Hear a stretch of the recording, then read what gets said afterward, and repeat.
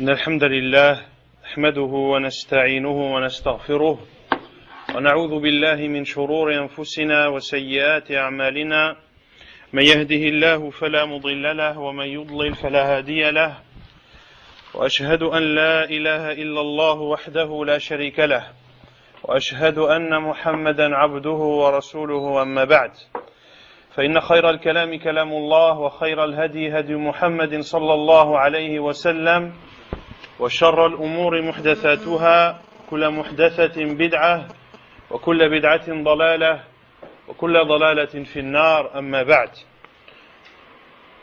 Donc le titre de cette conférence porte sur le fait de s'accrocher à l'islam, de s'accrocher fermement à la religion d'Allah subhanahu wa ta'ala.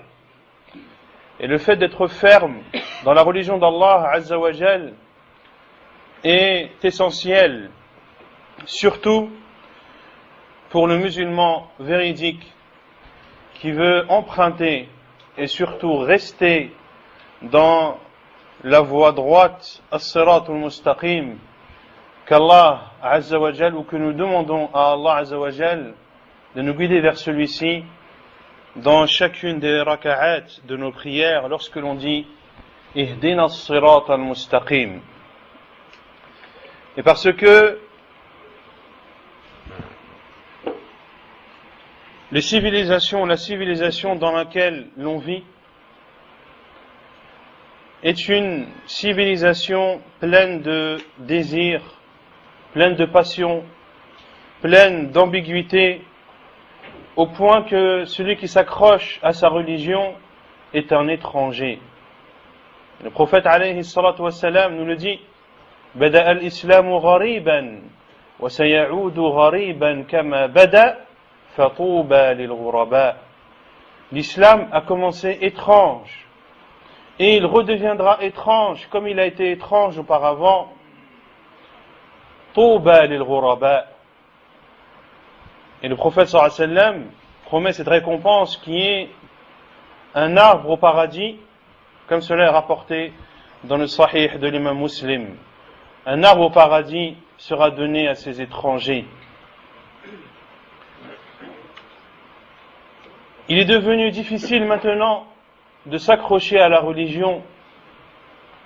Et encore une fois, le prophète alayhi salatu wassalam nous en a informé lorsqu'il dit alayhi salatu wassalam Al-qabidu ala dinihi kal-qabidi ala al-jamr, que celui qui s'accrochera à sa religion sera comparable à celui qui saisit fortement une braise dans sa main.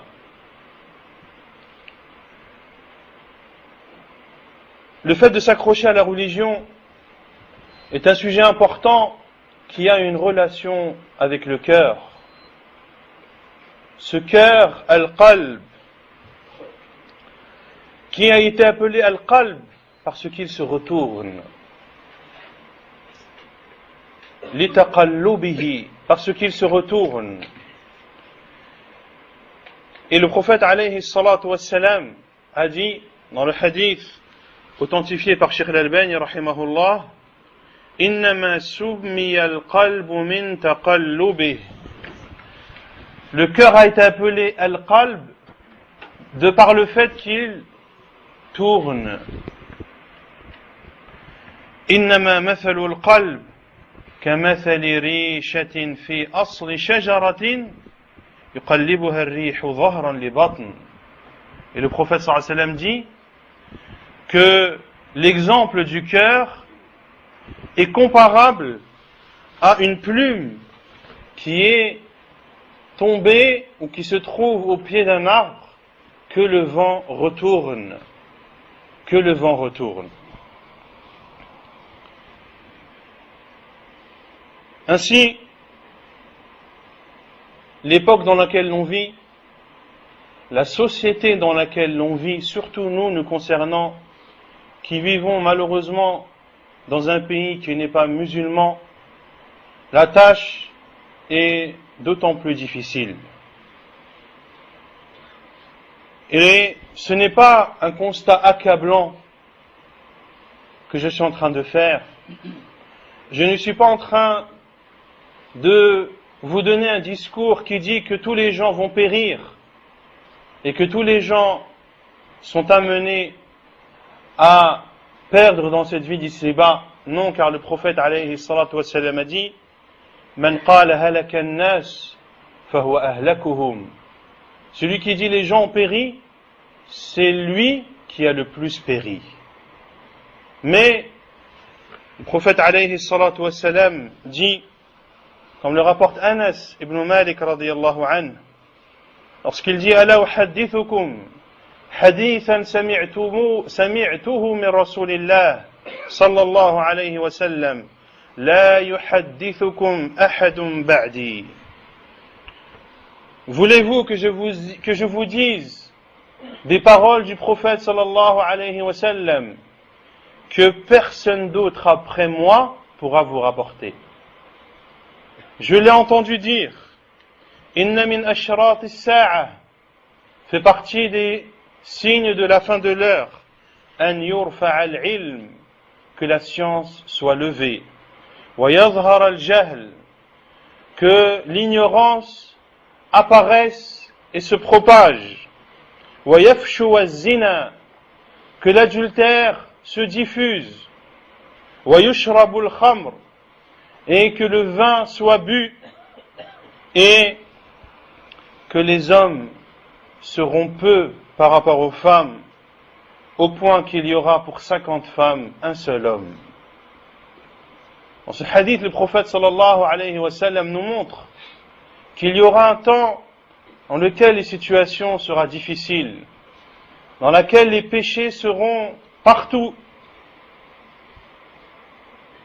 Et il dit aussi alayhi salatu wassalam, ma min ayyamin illa walladhi ba'dahu sharrun minhu. Il n'y a pas un jour sans que le jour qui ne le suive soit pire que l'autre. Sans que le jour qui suive soit pire que le jour précédent. Donc plus les jours avancent, chers musulmans et musulmanes, et plus la situation se dégradera. Et plus il sera difficile de s'accrocher à sa religion. Ainsi, des rappels sur ce sujet sont d'une vitalité importante. Une société, comme je l'ai dit, pleine d'ambiguïté et pleine de passion. Une société dans laquelle celui qui s'accroche à l'islam est victime de moqueries. Il est sans cesse en train de recevoir des reproches, et la plupart du temps des membres de sa famille. Une société dans laquelle il y a un dialogue qui essaye de s'instaurer entre les différentes religions, ce qui accroît les ambiguïtés. Et quant au dialogue avec les religions, concernant l'islam, il n'y a pas de dialogue avec les autres religions. Allah Azza wa Jal dit قل تعالوا قل يا أهل الكتاب تعالوا إلى كلمة سواء بيننا وبينكم ألا نعبد إلا الله ولا نشرك به شيئا.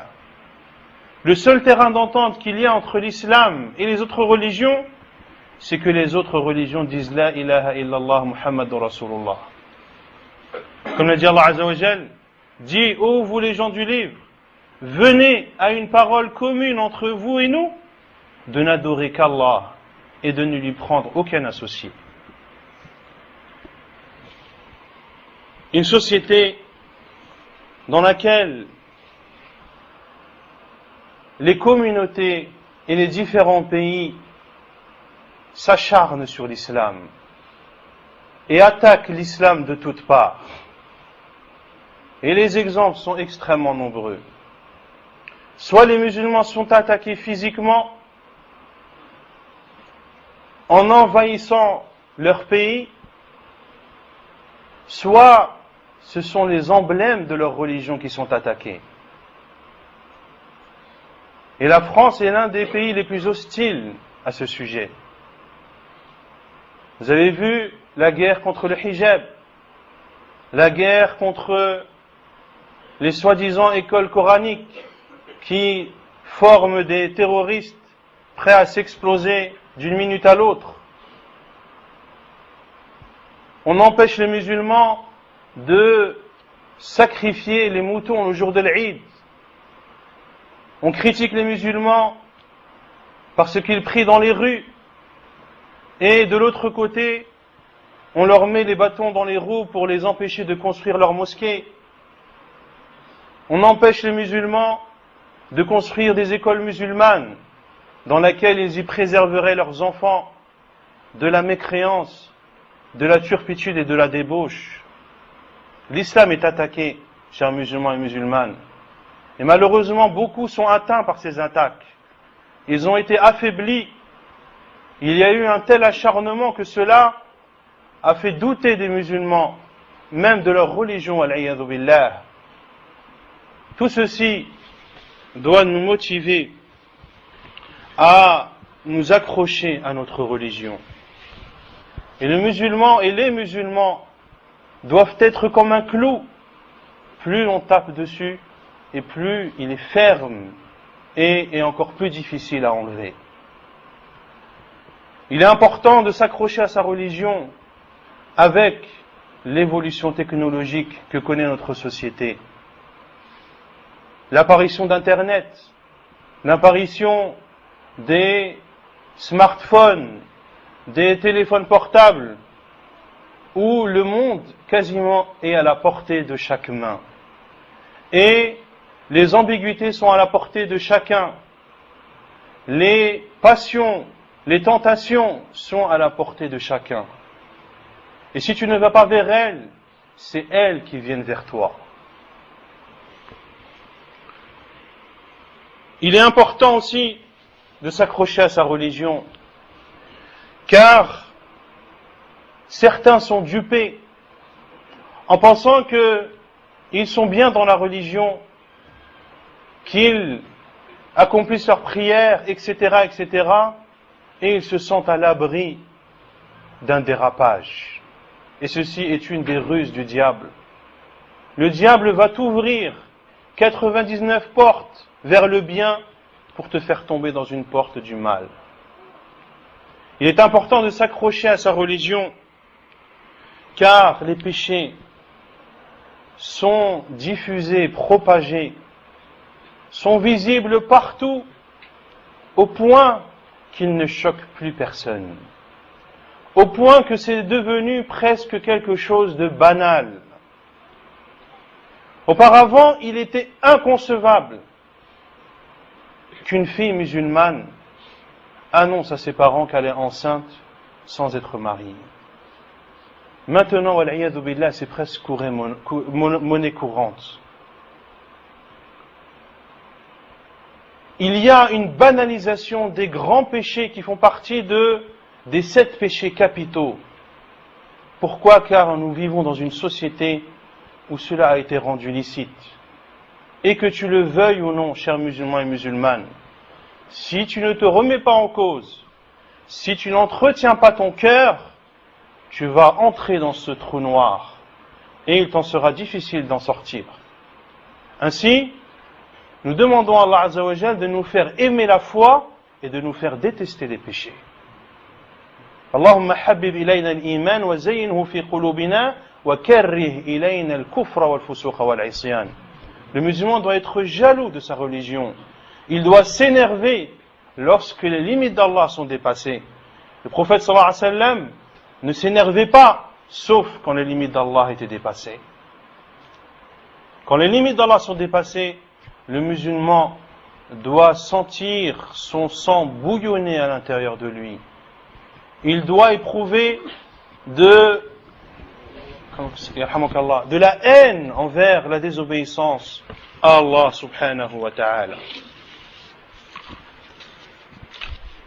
S'accrocher à la religion, al-thabatu ala l'islam. Allah Azza wa Jal nous en parle dans de nombreux versets. Allah Azza wa Jal dit: يثبت الله الذين آمنوا بالقول الثابت في الحياة الدنيا وفي الآخرة ويضل الله الظالمين ويفعل الله ما يشاء. Allah affermi les croyants par une parole ferme dans cette vie d'ici-bas, en leur permettant de l'adorer subhanahu wa ta'ala et de ne pas lui désobéir, dans la vie présente et dans l'au-delà. Dans l'au-delà, et la première étape de l'au-delà, c'est bien sûr la tombe. Allah Azza wa Jal raffermira tes pas et te permettra de passer avec succès le questionnaire des deux anges Munkar wa Nakir. Et également, il te facilitera les différentes étapes que chacun devra traverser le jour du jugement.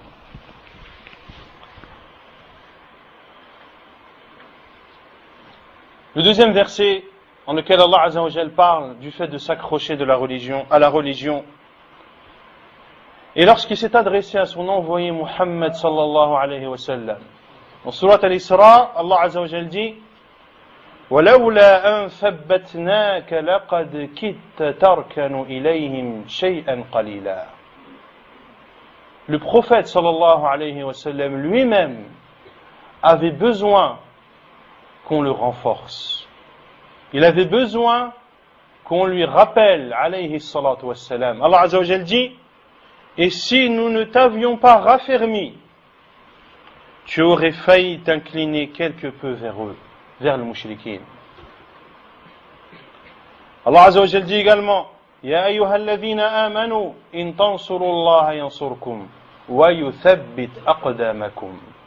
Ô vous qui avez cru, si vous faites triompher Allah, Allah vous fera triompher et il raffermira vos pas. Il raffermira vos pas.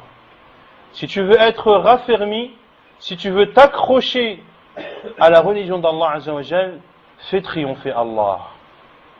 Comment faire triompher Allah? En appliquant ses ordres et en délaissant ses interdits.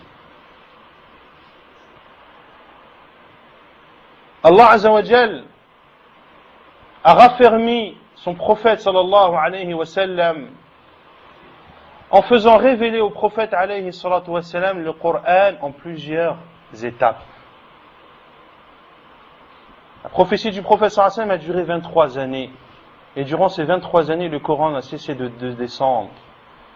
N'a cessé d'être révélé au prophète sallallahu alayhi wa sallam pour soutenir et pour raffermir le prophète sallallahu alayhi wa sallam devant les différentes étapes ou devant les différents obstacles auxquels il a dû faire face alayhi salatu wassalam. Allah Azza wa Jal dit: وقال الذين كفروا لولا نزل عليه القرآن جملة واحدة كذلك لنثبت به فؤادك ورتلناه ترتيلا. Il dit Azza wa Jal selon le sens: et ceux qui ne croient pas disent: pourquoi n'a-t-on pas fait descendre sur lui le Coran en une seule fois? Allah Azza wa Jalla a répondu: nous l'avons révélé ainsi, c'est-à-dire en plusieurs étapes, pour raffermir ton cœur. Et nous l'avons récité soigneusement. Allah Azza wa Jalla dit également: وَكُلًّا نَقُصُّ عَلَيْكَ مِنْ أَنْبَاءِ الرُّسُلِ مَا نُثَبِّتَ بِهِ فُؤَادَكَ وَجَاءَكَ فِي هَذِهِ الْحَقِّ وَمَوْعِظَةٌ وَذِكْرَى لِلْمُؤْمِنِينَ. Il dit Azza wa Jal: et tous ceux que nous te racontons des récits des messagers. Dans Surat Hud, entre autres, Allah Azza wa Jal cite l'histoire de Hud, l'histoire de Salih, l'histoire de Nuh, l'histoire de Shu'aib, l'histoire de Lot, alayhimus salam. Dans quel but? Où l'un des buts est de raffermir le prophète alayhi salatu wassalam, pour qu'il sache ce que les prophètes avant lui ont enduré avec leur peuple, pour le raffermir dans son appel à l'islam. Allah Azza wa Jal dit: et tout ce que nous te racontons des récits des messagers, c'est pour en raffermir ton cœur. Et de ceci, c'est-à-dire de Surat Hud, est venue la vérité, ainsi qu'une exhortation et un rappel pour les croyants.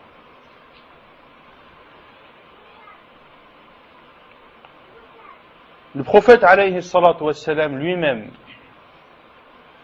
parmi les invocations qu'il disait les plus souvent, comme le rapporte Salama radiyallahu anha, qui dit que l'invocation que disait le plus le prophète sallallahu alayhi wa sallam était Allahumma ya muqallib al-qulub thabbit qalbi ala dinik. Ô toi qui retournes les cœurs, raffermis mon cœur dans ta religion. Et Salama radiyallahu anha a dit فقلت يا رسول الله ما أكثر دعاءك يا مقلب القلوب ثبت قلبي على دينك قال يا سلمة إنه ليس آدمي إلا وقلبه بين أصبعين من أصابع الله.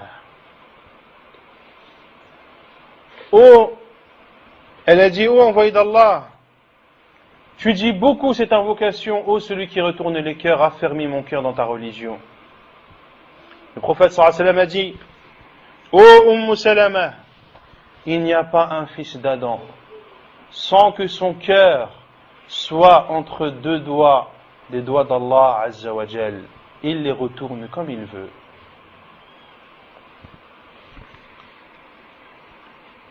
Le prophète alayhi salatu wa sallam nous met en garde contre tous ces troubles qui vont arriver. Il dit alayhi salatu wa salam badiru bil a'mal as-salihah fitanan كقطع الليل المظلم يصبح الرجل مؤمنا ويمسي كافرا ويمسي مؤمنا ويصبح كافرا يبيع دينه بغرض من الدنيا قليل. Il dit alayhi salatu wassalam, empressez-vous à faire des œuvres vertueuses avant que ne viennent des tentations qui sont aussi sombres que la nuit. Des tentations dans lesquelles l'homme qui était le matin croyant sera le soir mécréant. Et celui qui est le soir mécréant sera le matin croyant. Et celui qui était le soir croyant sera le matin mécréant. Il vendra sa religion pour des choses futiles de cette vie d'ici-bas. Il vendra sa religion pour des choses futiles de cette vie d'ici-bas. Wal-iyadhu billah. Et je crains, wallahu a'lam, que nous sommes arrivés dans cette époque où maintenant pour rien les gens délaissent leur religion. Pour un salaire, les gens ne font pas leur prière à l'heure. Pour un salaire, les gens ne prient pas le Jumu'ah à la mosquée. Parce que leur travail ne leur permet pas. Ne connais-tu pas le hadith du prophète sallallahu alayhi wa sallam? As-salatu fi waqtiha khayrun min ad-dunya wa ma fiha. Une prière à son heure est meilleure que toute la terre et ce qu'elle contient. Le prophète sallallahu alayhi wa sallam a même dit rak'atay al-fajr khayrun min ad-dunya wa ma fiha. Les deux rak'at surérogatoires que l'on fait avant la prière du subh sont meilleures que la terre et ce qu'elle contient. Billahi alaykum, celui qui réfléchit sur ce hadith, sur une prière, qu'elle est meilleure que la terre et ce qu'elle contient. Comment des gens peuvent délaisser et ne jamais prier depuis des dizaines d'années le Jumu'ah parce qu'ils travaillent? Ou parce qu'ils ne peuvent pas faire ses prières à l'heure au travail? Faire précéder cette vie d'ici-bas à l'au-delà, si ce n'est pas de la folie, qu'est-ce? Où est la confiance en Allah Azza wa Jal? Penses-tu que si tu délaisses un travail pour Allah Azza wa Jal, il va te laisser en vain démuni? Ne connais-tu pas la promesse qu'a faite le prophète alayhi salatu wassalam lorsqu'il a dit celui qui délaisse une chose pour Allah, Allah la lui remplacera par une meilleure? Et cela a été testé par des dizaines et des centaines de personnes qui ont placé leur confiance en Allah Azza wa Jal et qui ont fait les causes et qui ont cherché du travail et se sont efforcés de trouver un travail qui était conforme et qui leur permettait de faire leur prière à l'heure. Et Allah Azza wa Jal leur a accordé des choses ou des postes auxquels ils n'avaient jamais imaginé.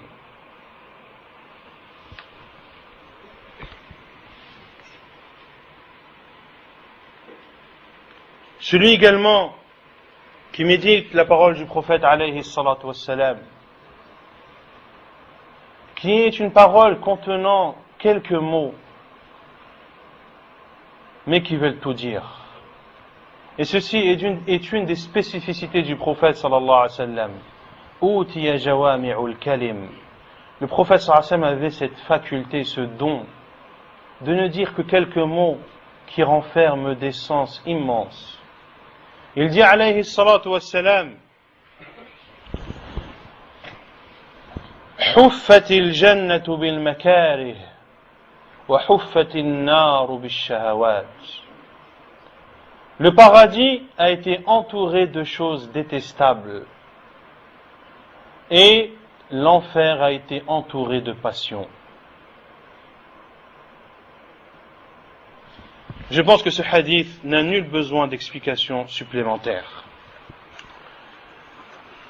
Ainsi, celui qui s'accroche à sa religion doit savoir qu'il a emprunté un chemin robuste, qu'il a emprunté un chemin où il va devoir faire preuve de patience et où il aura des épreuves à surmonter. Car le paradis n'est pas gratuit, chers frères et sœurs. Il faut travailler pour y entrer. Et c'est facile pour celui qui le veut et pour celui qui demande à Allah Azza wa Jal de lui faciliter.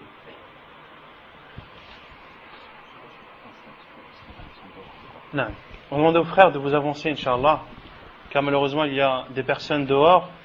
Donc essayez, Inch'Allah, de vous serrer un peu plus. Barakallahu fikum.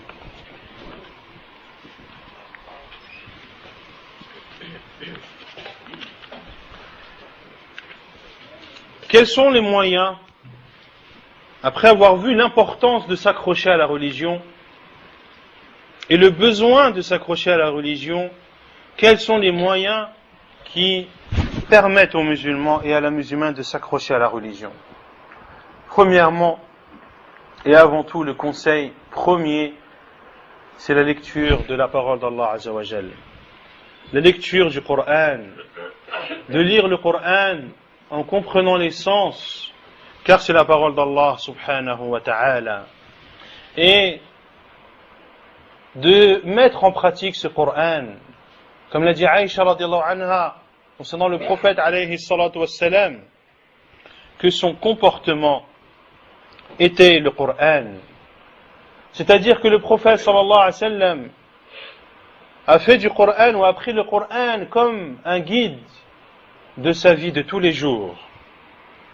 Et le Coran permet à la fois d'augmenter, d'être ancré dans ce cœur, permet d'éteindre le feu des tentations, que ce soit les ambiguïtés ou les passions. Le deuxième conseil, c'est l'évocation d'Allah Azza wa Jal. Cette chose envers laquelle malheureusement beaucoup de musulmans sont insouciants. Ils ne prononcent pas assez et n'évoquent pas le nom d'Allah subhanahu wa ta'ala. D'évoquer le nom d'Allah Azza wa Jal est une des causes qui te permet d'être ferme et de raffermir tes pas en islam. Allah Azza wa Jal a dit dans Surat Al-Anfal, Ya ayyuhalladhina amanu, idha laqitum fi'atan fathbutu. Ô vous qui avez cru, lorsque vous rencontrez une troupe ennemie, c'est-à-dire pendant la guerre, fathbutu, soyez fermes. Et qu'est-ce qu'Allah Azza wa Jalla dit? فاثبتوا واذكروا الله. يا أيها الذين آمنوا إذا لقيتم فئة فاثبتوا واذكروا الله لعلكم تفلحون. Soyez fermes et évoquez le nom d'Allah, ainsi vous connaîtrez la victoire. En pleine guerre, évoquez le nom d'Allah Azza wa Jal. Et le hadith, ou l'un des hadiths les plus explicites, qui montre les mérites innombrables du fait d'évoquer le nom d'Allah, de dire Subhanallah, walhamdulillah, wa la ilaha illallah, wallahu akbar, Subhanallah wa bihamdih, Subhanallah al-azim, et toutes les autres formules par lesquelles tu te rappelles ton Seigneur et que nous a enseigné le prophète sallallahu alayhi wa sallam. Il dit alayhi salatu wa salam, dans le hadith d'Abu Darda radiyallahu anhu, ألا أخبركم بخير أعمالكم وأزكاها عند مليككم وأرفعها في درجاتكم وخير لكم من إنفاق الذهب والفضة وخير لكم من أن تلقوا عدوكم فتضربوا أعناقهم ويضربوا أعناقكم قالوا بلى يا رسول الله قال ذكر الله. Il dit alayhi salatu wassalam, voulez-vous que je vous informe des meilleurs de vos actes, de ceux qui sont les plus aimés auprès d'Allah, ceux qui vous élèveront le plus en degré, les actes. Voulez-vous que je vous informe de ce qui est meilleur que de donner en aumône de l'argent et de l'or, que ce qui est meilleur que de combattre votre ennemi et qu'il frappe votre cou et que vous frappez leur cou? Ils ont dit bien sûr, ô envoyé d'Allah, quelle est cette chose qui est meilleure que tout cela? Il a dit alayhi salatu wassalam, dhikrullah, l'évocation d'Allah. L'évocation d'Allah Azza wa Jal a un effet sur le musulman que beaucoup négligent. Lorsque Fatima radiallahu anha et Ali radiallahu anhu lorsque Fatima radiallahu anha a demandé au prophète sallallahu alayhi wa sallam de lui trouver une aide ménagère qui l'aide dans ses tâches de la maison, le prophète sallallahu alayhi wa sallam lui a dit, veux-tu que je t'enseigne ce qui est meilleur qu'une aide ménagère? Subhanallah wa bihamdihi, Subhanallah al-azim. De dire Subhanallah 33 fois, Alhamdulillah 33 fois et Allahu Akbar 33 fois. Cela est meilleur pour toi qu'une aide ménagère. Cela est meilleur pour toi qu'une femme de ménage. Car l'évocation d'Allah Azza wa Jal renforce physiquement le corps humain. Il entretient le cœur, mais renforce le corps également. Le troisième moyen qui permet de se raffermir dans la religion et de s'y accrocher, c'est l'apprentissage de la science juridique, de la science islamique, de la science du livre d'Allah et de la sunna du prophète sallallahu alayhi wa sallam. C'est ce qui va te sauver, chers musulmans et musulmanes. Et il t'est obligatoire de connaître les bases de ta religion. Comme l'a dit le prophète sallallahu alayhi wa sallam, talabul ilmi faridatun ala kulli muslim. D'apprendre la science religieuse est une obligation pour chaque musulman. C'est par la science que tu adores Allah avec clairvoyance. C'est par la science que tu es à l'abri des ambiguïtés et de l'égarement. C'est grâce à la science que ton cœur se nourrit, car tu es sans cesse, soit entre les paroles d'Allah, soit entre les paroles du prophète sallallahu alayhi wa sallam, ou soit entre les paroles des pieux prédécesseurs. C'est ton environnement, et quel bon environnement.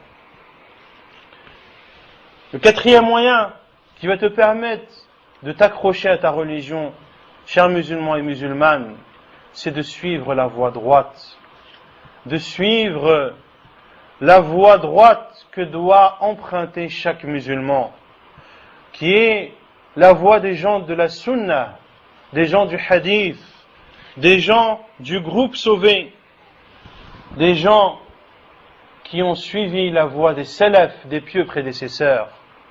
C'est en empruntant cette voie que tu seras à l'abri de tout égarement et que tu resteras ferme dans ta religion et que tu mettras en pratique l'islam pur, l'islam saint, l'islam authentique, comme il était au temps du prophète sallallahu alayhi wa sallam. Ainsi, si tu veux la félicité et si tu veux la réussite, emprunte la voie qui t'y emmène. ترجو النجاة ولم تسلك مسالكها إن السفينة لا تجري على اليبس. Tu veux être sauvé alors que tu n'empruntes pas le chemin qui te sauve. Le bateau ne navigue pas dans une terre sèche. Le bateau ne navigue pas dans une terre sèche. Tu veux être sauvé? Emprunte la seule voie que nous a tracée le prophète sallallahu alayhi wa sallam. Également, ce qui te permet de t'accrocher à ta religion, c'est de faire perdurer les actes vertueux. Les meilleurs actes sont ceux qui sont peu, mais permanents. Ceux qui sont en petite quantité, mais permanents. Comme l'a dit le prophète sallallahu alayhi wa sallam, ahabbul a'mali ila Allah adwamuha wa in qall. Les actes les plus aimés chez Allah sont ceux que tu fais de façon régulière, même si elles sont en petite quantité. Car ces adorations sont comme un carburant pour ton cœur. C'est comme ça que tu nourris ton cœur. C'est comme ça que tu augmentes ta foi. Car ta foi, chers musulmans et musulmanes, augmente en adorant Allah, en faisant des bonnes actions, et ta foi diminue en désobéissant à Allah subhanahu wa ta'ala. Le sixième moyen qui va te permettre de t'accrocher à ta religion, c'est de lire les histoires des prophètes et des pieux prédécesseurs. De revenir à l'histoire pour constater ce que des personnes comme toi, qui ont une bouche, 2 yeux, 2 oreilles, 2 mains et 2 pieds, ont pu faire comme exploit. Et les étapes et les épreuves qu'ils ont surmontées, et le courage qu'ils ont fourni pour rester dans cette religion et pour persister dans la vérité.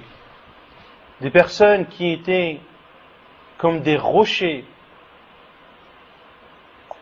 sur lesquels s'écrase l'ensemble des ambiguïtés et des passions.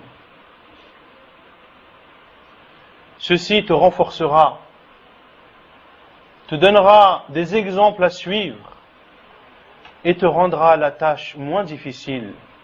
Car lorsque tu sais que des personnes l'ont fait avant toi, il n'y a pas de raison, bi'iznillah, que toi aussi tu n'y arrives pas. Et dans le Coran, ces histoires sont nombreuses. Ibrahim alayhi salam, qu'est-ce qu'ils ont fait de lui? قالوا حرقوه وانصروا آلهتكم إن كنتم فاعلين قلنا يا نار كوني بردا وسلاما على إبراهيم. Ibrahim alayhi salam a combattu le polythéisme au point que son peuple les jetait dans le feu. Ils dirent, brûlez-le, secourez vos divinités, si vous voulez faire quelque chose pour elles. Et Allah Azza wa Jal dit, ô feu, sois pour Ibrahim fraîcheur et salut. Sois pour Ibrahim fraîcheur et salut. Ils voulaient ruser contre lui. Allah Azza wa Jal dit, mais ce sont eux que nous rendîmes les grands perdants. Moussa alayhi salam, Allah Azza wa Jal dit فلما تراءى الجمعان قال أصحاب موسى إنا لمدركون قال كلا إن معي ربي سيهدين. Et lorsque les deux parties se virent, lorsque Moussa et son peuple ont fui Pharaon qui était à leur poursuite, et lorsqu'ils se sont trouvés en face de cet océan et l'armée de Pharaon derrière eux, lorsqu'ils se sont vus, ils ont dit nous allons être rejoints. Qu'est-ce qu'a dit Moussa alayhi salam? Jamais, car mon Seigneur va me guider. Restez fermes dans la religion, comme sont restés fermes les sorciers de Pharaon lorsque la vérité leur est apparue. Allah Azza wa Jal dit قال آمنتم له قبل أن آذن لكم.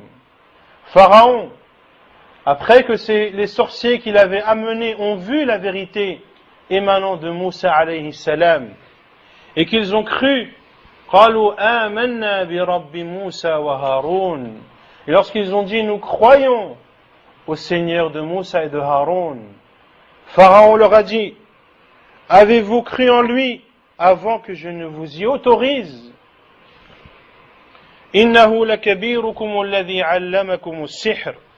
C'est lui votre chef qui vous a enseigné la magie. فلأقطعن أيديكم وأرجلكم من خلاف ولأصلبنكم في جذوع النخل ولتعلمن أينا أشد عذابا وأبقى. Quelle est la menace que leur a faite Pharaon? Je vous ferai sûrement couper mains et pieds opposés, et je vous ferai crucifier au tronc des palmiers, et vous saurez avec certitude qui de nous est plus fort en châtiment et qui est le plus durable. Qu'ont répondu les anciens sorciers de Pharaon?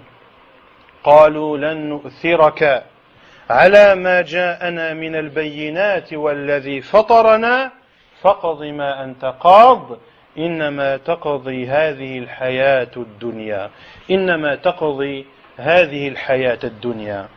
Ils ont dit par celui qui nous a créés, nous ne te préférerons jamais à ce qui nous est parvenu comme preuve évidente de la part de Moussa alayhi salam. Décrète donc ce que tu as décrété. Fais donc ce que tu as à faire. Tue-nous, coupe-nous les mains et les pieds. Tes décrets ne touchent que cette vie d'ici-bas. Si tu nous tues, ce n'est que cette vie d'ici-bas qui se termine. Mais ce que nous espérons, c'est la vie de l'au-delà. C'est elle pour laquelle on œuvre.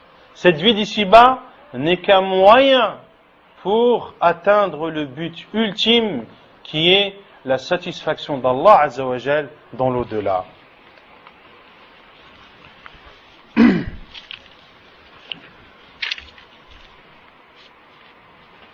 Ammar ibn Yasir radiyallahu anhu et sa famille, lorsque les polythéistes de Quraysh ont appris leur islam au tout début de l'islam, ils ont fait subir à Ammar et à sa famille, radiyallahu anhum, les supplices les plus horribles. Ils ont utilisé tous les moyens ou tous les châtiments qui leur sont passés par l'esprit. Ammar, radiyallahu anhu, a été amené, a été tiré sur un sable extrêmement chaud, sans qu'il ne soit recouvert de vêtements, radiyallahu anhu. Et ils ont posé sur lui un énorme rocher. Et lorsqu'ils ont vu sa détermination, radiyallahu anhu, ils ont simulé la noyade en plongeant sa tête dans l'eau Et ils ont fait bien pire encore. Ils ont châtié sa mère, Yasir, Ammar, radiyallahu ta'ala anha, en plantant une lance dans ses parties génitales, radiyallahu anha. Qui d'entre nous aimerait que l'on fasse du mal à sa mère? Ne serait-ce qu'on lui arrache un cheveu. Ammar, radiyallahu anhu, sa mère a été tuée devant lui. Il n'a pas lâché sa religion.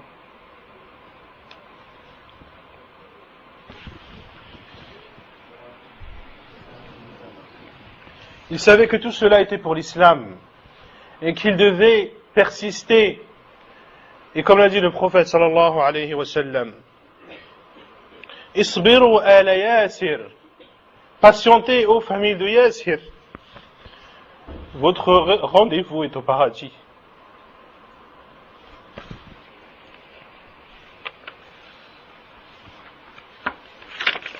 Bilal radiyallahu anhu, vous connaissez tous son histoire.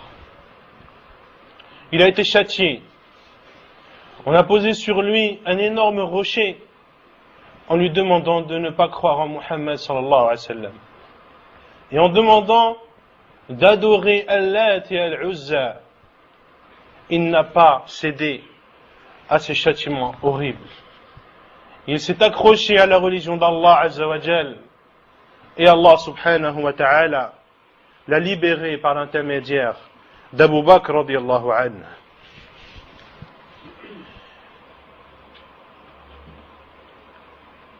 Le prophète alayhi salatu wassalam, et le hadith est rapporté par Al-Bukhari dans son Sahih,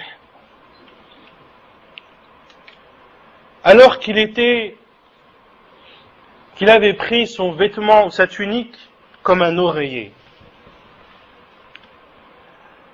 à l'ombre de la Kaaba, des compagnons radiyallahu anhum sont venus au prophète alayhi salatu wassalam pour se plaindre des polythéistes, car ils ne supportaient plus les représailles.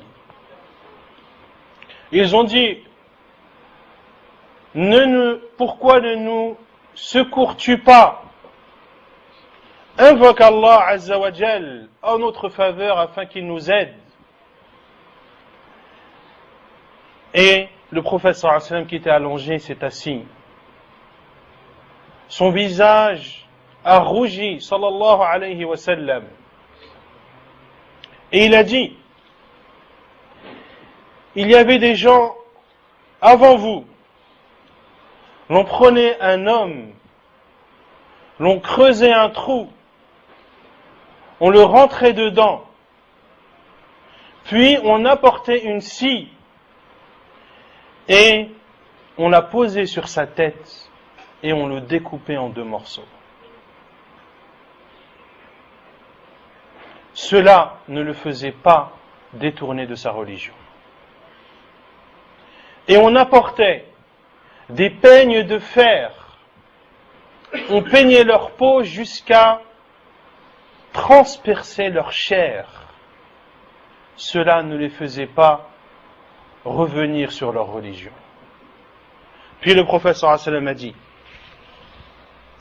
Wallahi la yutimmanna Allahu hadha al-amr. Par Allah, Allah va faire triompher cette religion jusqu'à ce que le cavalier parte de San'a à Hadramout, qui sont les 2 extrêmes du Yémen, en n'ayant peur que d'Allah et en n'ayant peur pour ses brebis que du loup. Ici, le prophète sallallahu alayhi wa sallam voulu dire à ses compagnons qu'il va y avoir un temps où vous serez en sécurité, où vous pourrez parcourir de longues distances sans craindre pour votre religion. Vous ne craindrez dans votre voyage qu'Allah Azza wa Jal et éventuellement le loup pour vos brebis. Puis le prophète sallallahu alayhi wa sallam a dit: وَلَكِنَّكُمْ تَسْتَعْجِلُونَ. Mais vous êtes un peuple qui est impatient. Mais vous êtes impatient. Il faut placer sa confiance en Allah subhanahu wa ta'ala et être sûr que Allah Azza wa Jal donnera la victoire à cette religion. Ainsi, toutes les attaques qui sont portées sur les musulmans se doivent de patienter. Les musulmans se doivent de patienter, craindre Allah Azza wa Jal et mettre en œuvre toutes les causes que l'on a précédemment citées. Et tout cela, bi'idhnillah, se terminera. Et la victoire et la suprématie sera à l'islam, comme l'a dit le prophète sallallahu alayhi wa sallam. Qu'il n'y aura pas une maison, en campagne ou en ville, sans que cette religion n'y entre. Bi'izzi azizin, ou bidhulli dhalil. Par la force du fort, ou par la faiblesse du faible. Izzan yu'izzu Allahu bihi l'islam, wa dhullan yudhillu bihi shirk. Une force par laquelle Allah Azza wa Jal renforcera l'islam, et une faiblesse par laquelle Allah Azza wa Jal affaiblira la mécréance. Et je terminerai par le dernier exemple. Parmi les imams de la Sunna, l'imam Ahmad, rahimahullah ta'ala, sur lequel l'imam Ibn al-Madini, rahimahullah, a dit أعز الله الدين بالصديق يوم الردة وبأحمد يوم المحنة. L'imam Ali ibn al-Madini, rahimahullah, a dit qu'Allah a renforcé l'islam par Abu Bakr as-Siddiq le jour où ces personnes ont renié l'islam et ont refusé de donner la zakat. Abu Bakr radiallahu anhu les a combattus, et également Allah Azza wa Jal a renforcé cette religion par l'imam Ahmad ibn Hanbal rahimahullah le jour de l'épreuve. Quelle est cette épreuve? Cette épreuve qui est que Al-Ma'moun, le roi à l'époque, avait comme croyance que le Coran n'était pas la parole d'Allah, mais que c'était une chose créée.